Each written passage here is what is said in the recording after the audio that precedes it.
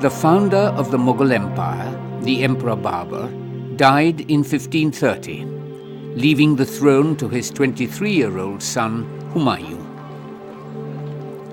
In 1534, Humayun commenced the building of Deenpana, the refuge of the faithful, the sixth city of Delhi, now popularly known as the Old Fort. It is said that the first stone was laid by the emperor himself, followed by a retinue of the wise and learned. In 1540, Humayun lost the imperial throne to the Afghan Sher Shah Sur, and his lasting legacy is the Qila Kohnah Mosque, one of the most exquisite mosques ever to be built in Delhi. Designed as a Jami or Friday mosque for the Sultan and his courtiers, the single-dome structure is an early example of the extensive use of the pointed arch, as seen in its 5 doorways with the true horseshoe-shaped arches. Marble in shades of red, white and slate is used for the calligraphic inscriptions. Humayun spent years in the wilderness in Persia, and then, rather amazingly for those times, managed to regain the throne of India 15 years later. Though known as Humayun the Fortunate, he was a bit of a star-crossed character. A keen amateur astronomer, he was trying to spot Venus from the roof of the Sher Mandal when he heard the muezzin's call to prayer. He rushed down the steep stairs and suffered a fall that led to his death.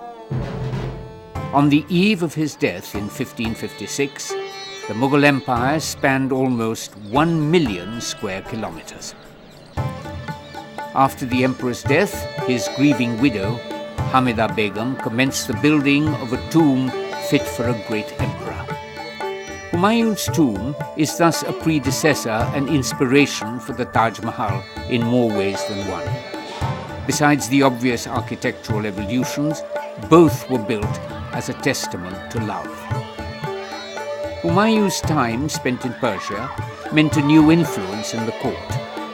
Inspired by Persian architecture, the tomb was the first Indian building to use the Persian double dome. The interior of the tomb reflects the concept of paradise in Islamic cosmology, with radiating chambers all containing graves. On the outer terrace are other graves including Dara Shikoh, eldest son of Shah Jahan, murdered by his brother Aurangzeb. In all, there are over 100 graves within the entire complex, spanning many centuries, earning the name Dormitory of the Mughals. To the west is the much smaller garden tomb of Isa Khan, the last of the early Lodi-type tombs in Delhi. Built just a few years before Humayun's tomb, it reflected the desire of the high and mighty to be buried near the Sufi saint Hazrat Nizamuddin Aulia, whose mausoleum is nearby. After Humayun, Delhi lost its imperial crown, as his son, the Mughal Emperor Akbar, shifted his capital to Agra.